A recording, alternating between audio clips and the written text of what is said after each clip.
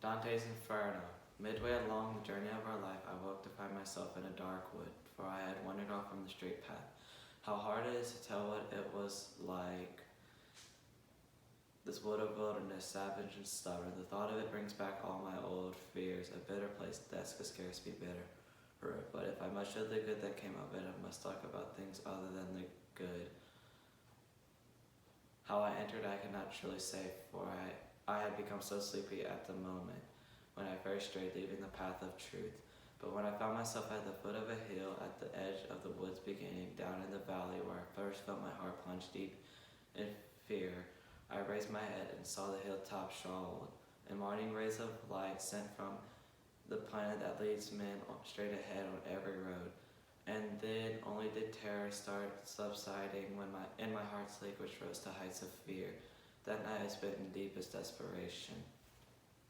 Just as a swimmer still with panting breath, safe upon the shore out of the deep.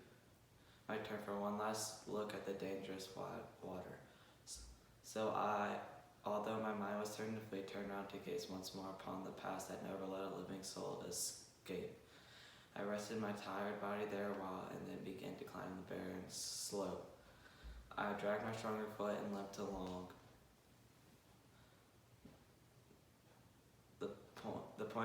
Beyond the point, the slope begins to rise, bring up a leopard, trim and very swift.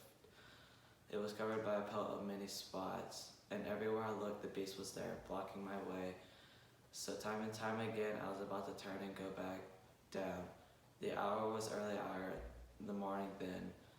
The sun was climbing up with those same stars that had accompanied it on the world's first day, the day divine love set their beauty turning.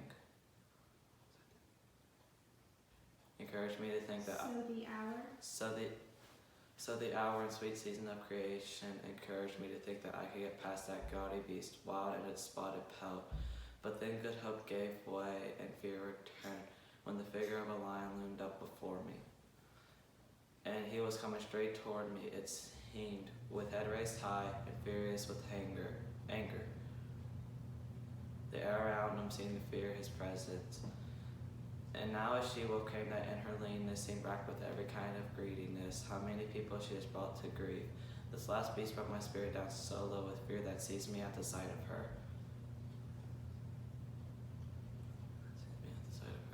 I had lost all hope of going up the hill, as a man who, rejoicing in his gains, suddenly seeing his gains turn into loss, will grieve as he compares his then and now. So she made me do that relentless beast, coming toward me, slowly, step by step. She forced me back to where the sun is mute, while I was rushing down to that low place. My eyes made out a figure coming toward me.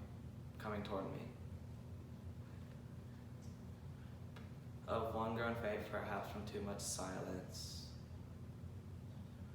And when I saw him standing in this wasteland, have pity on my soul, I cried, whichever you are, shade or living man. No longer living man, though once I was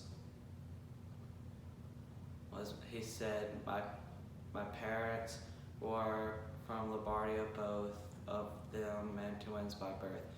I was born though somewhat late sub Julio, and lived in Rome when good Augustus reigned. And when still the false and lying gods were being worshipped. I was a poet and singing that just man, son of Anchises, who sailed off from Troy after the burning of proud Ilium. But why retreat to so much misery? Why not climb up this blissful mountain here, the beginning and source of all man's joy? Are you then Virgil? Are you then that fount from which pours forth so rich a stream of words? I said to him, bowing my head modestly, O light and honor of the other poets, may my long years and that deep love that made me search your verses, help me now, you are my teacher, the first of all my authors. You alone, the one from whom I took the noble style that was to bring me honor. You see the beast that forced me to retreat. Save me from her, I beg you, famous sage. She makes me tremble, the blood throbs in my veins. But you must journey down another road, he answered when he saw me lost in tears. If you ever hope to leave this wilderness, this beast, the one you cry about in fear, allows no soul to succeed along her path. Blocking his way, she blocks his way and puts an end to him. She is by nature so perverse and vicious. Her craving belly is never satisfied. Still hungering for food the more she eats. She mates with many creatures and will go on mating with more until the greyhound comes, tracks her down, and makes her die in anguish. He will not feed on either land or money. His wisdom, love, and virtue sustain him. He will be born between Feltro and Feltro. He comes to save fallen Italy, from which the maid Camilla gave her life, and Turnus, Nisus, and Euryalus died of wounds. When Turnus, Nisus, Euryalus died of wounds. And he will hunt for And he will hunt for her through every city until he brings her back to hell. Once envy first unleashed her on mankind. And so I think it best you follow me. I, for your own good, I shall be your guide and lead you out through an eternal place where you will hear desperate cries and see tormented shades, some old as hell itself, and know what second death is from their screams. And later you will see men rejoice, sing while they are burning, for they have hope of coming whenever it may be to join the blessed. To whom, if you too wish to make the climb, a spirit worthier than I must take you. I shall go back and leave you in her care.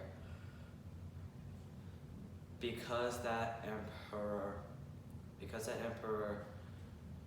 dwelling on high, will not let me lead any to his city.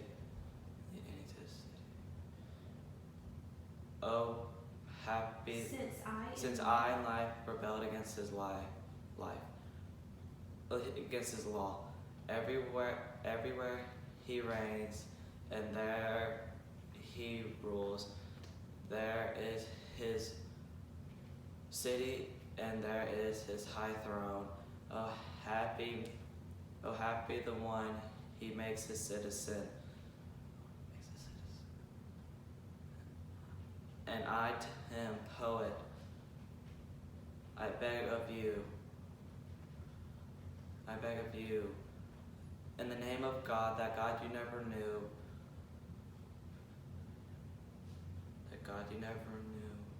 save me from this evil place and worse. Lead me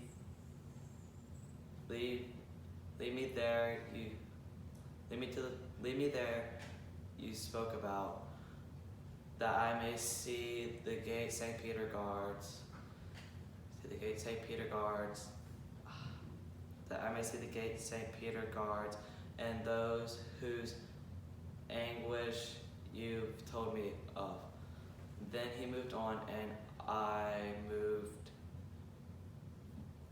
behind him, close behind him.